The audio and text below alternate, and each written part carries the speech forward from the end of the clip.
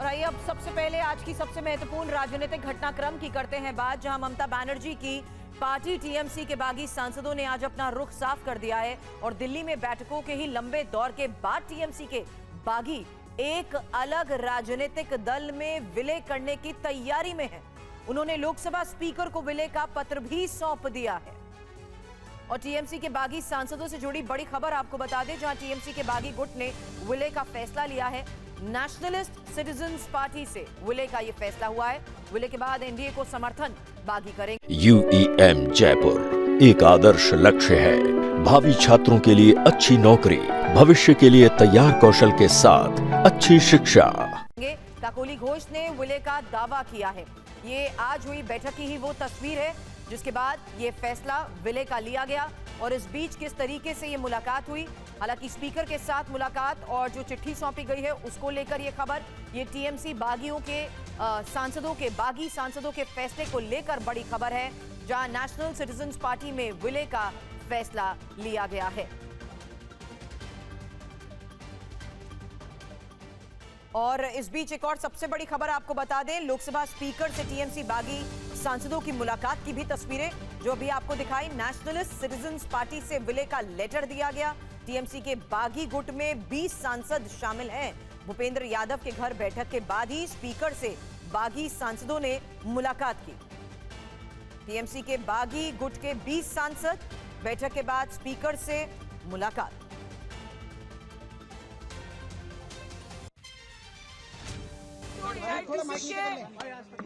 सांसद थे, उनमें से 2/3 20 जन हमने अलग से बैठने का चिट्ठी दिया स्पीकर साहब को।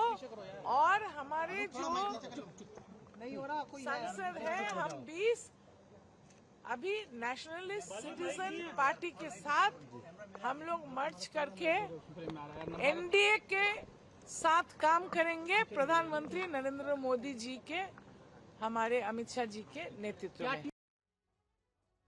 और इस पूरे मामले को लेकर ही टीवी9 संवाददाता कुमार कुंदन लगातार नजर बनाए हुए हैं और बागी सांसदों के इस फैसले के बाद फिलहाल इनकी तरफ से क्या कहा जा रहा है।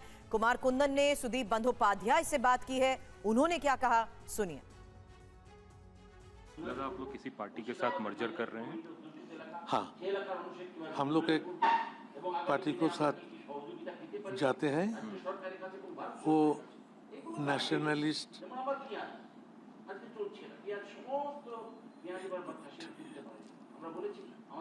हाँ नेशनलिस्ट सिटीजन्स पार्टी।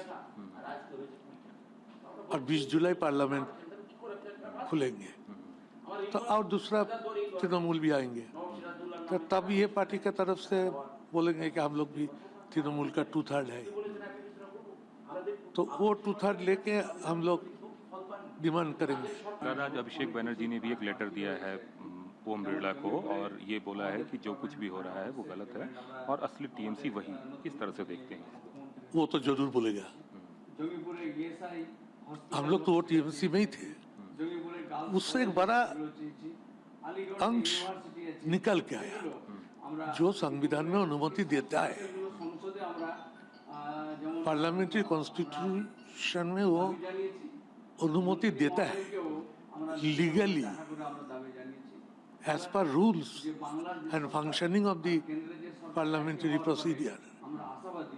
हम लोग एक कदम उठाया तो अल्टीमेटली तो डिसाइड करेंगे कोर्ट, अदालत। तो एक दूसरा के खिलाफ पे कुछ बोलना, उसका जवाब में कुछ बोलना, इसका क्या जरूरत है? अभिषेक दे सकता है चिट्ठी। तो फिलहाल क्या मांग की गई है? हमारे सहयोगी कुमार कुंदन अब से थोड़ी देर में हमें ज्वाइन कर रहे हैं। उनसे सवाल करने से पहले जल्द आपको एनसीपीआई के बारे में भी बता देते हैं, क्योंकि एनसीपीआई का पूरा नाम है नेशनलिस्ट सिटीजन्स पार्टी और इसी को लेकर जो फैसला हुआ है nationalist citizens party of India, जिसमें विलय करने के लिए टीएमसी के बागी सांसदों ने लोकसभा स्पीकर को पत्र भी सौंपा है। ये पूर्वोत्तर का राजनीतिक दल है, केंद्र में एनडीए की सहयोगी पार्टी है। अब कुमार कुंदन हमारे सहयोगी हमारे साथ हैं। कुमार, क्या आखिर टीएमसी में फूट के बाद जिस तरीके के सवाल उठ रहे थे उन पर अब विराम लग चुका है इस फैसले के तहत। इस फैसले का मतलब क्या है, और साथ ही ये भी जो मांगे की जा रही हैं, अलग बैठने की जिस तरीके से स्पीकर से मांग की गई है, उसके बारे में और क्या डिटेल? देखिए सुरभि, आज का दिन टीएमसी के राजनीतिक भविष्य की एक तरफ से अगर देखें तो सुपर संडे है। सुपर संडे इसलिए क्योंकि आज 2/3 लोग जो है टीएमसी से टूट गए, एक तरह से ऑफिशियली टूटे इसलिए क्योंकि अगर आप समय के हिसाब से क्रोनोलॉजी देखें तो 4 बजे के आसपास भूपेंद्र यादव के घर पे सारे टीएमसी के बागी नेता पहुंचे थे। ये वो नेता थे जो उसके बाद वहां से सीधे स्पीकर के यहाँ आए, लेकिन इन सब के बीच सागरिका घोष और जो साथ में कीर्ति आजाद हैं वो भी पहुंचे स्पीकर के घर और उन्होंने अभिषेक बैनर्जी वाली चिट्ठी दी। लेकिन स्पीकर जब इन लोगों से मिले, बागी गुट के नेताओं से, तो उनको उन्होंने कहा और इन लोगों ने स्पीकर को ये कहा कि हम एक पार्टी के साथ मर्जर करने जा रहे हैं और फिलहाल हमारे पास इतने सदस्य हैं। तो स्पीकर ने कहा कि आप एक चिट्ठी दे दीजिए, चिट्ठी के माध्यम से हम आपको एक अलग कमरा भी अलॉट कर देते हैं और इसके साथ साथ पार्लियामेंट में बैठने के लिए भी एक ब्लॉक दे देते हैं।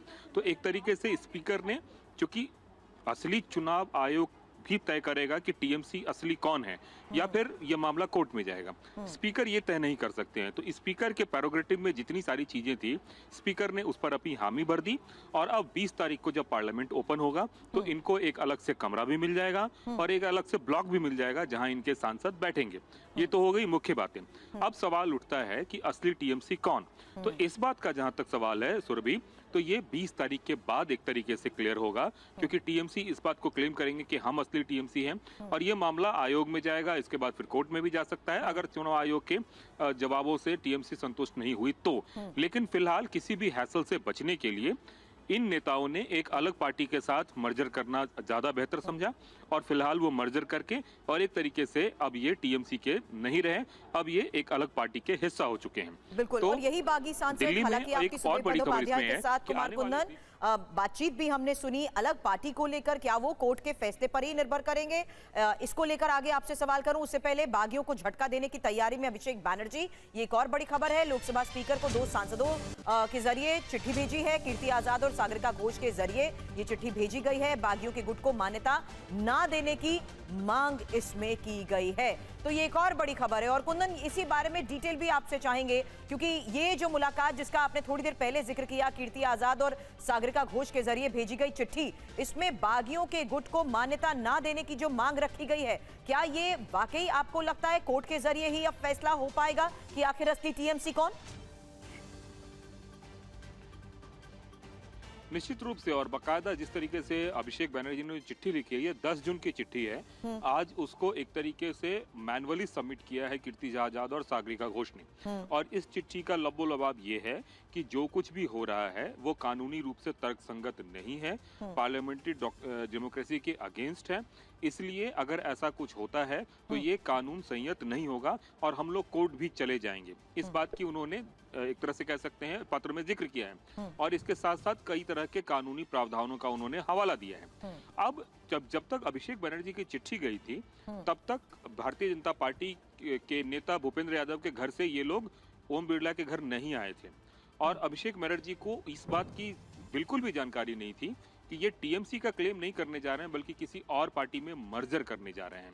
तो दोनों चीजें अलग अलग हो गई एक तरीके से, क्योंकि अभिषेक बैनर्जी को ऐसा लग रहा होगा कि ये टीएमसी पार्टी को क्लेम करेंगे। इन्होंने कोई क्लेम नहीं किया टीएमसी को लेके, इन्होंने तो सिर्फ इतना कहा कि हम टीएमसी के थे, हम एक अलग पार्टी के साथ मर्जर कर रहे हैं। तो दोनों मुद्दे एक तरीके से अलग अलग हैं, लेकिन इतना जरूर है कि पार्लियामेंट जब खुलेगा तो उसके बाद इस बात की चर्चा होगी कि असली टीएमसी कौन, और उसके बाद मामला आयोग जाएगा, चुनाव आयोग, और उसके बाद अगर चुनाव आयोग से ये संतुष्ट नहीं होते हैं तो फिर कोर्ट में भी जाएगा। सुरभि, तो राजनीतिक पार्टी का अलग गुट बनाने की ये जो कोशिश है, वहीं दूसरी तरफ अब अभिषेक बैनर्जी का क्या नया प्लान है? खबर आज की यही है, जहां बागी गुट को मान्यता ना देने की मांग, यही अभिषेक बैनर्जी का प्लान, जिसके तहत वो कोर्ट का रुख भी आगे कर सकते हैं। कुमार कुंदन हमारे सहयोगी फिलहाल बागी सांसदों के बड़े फैसले के बारे में हमें दे रहे थे एक जानकारी।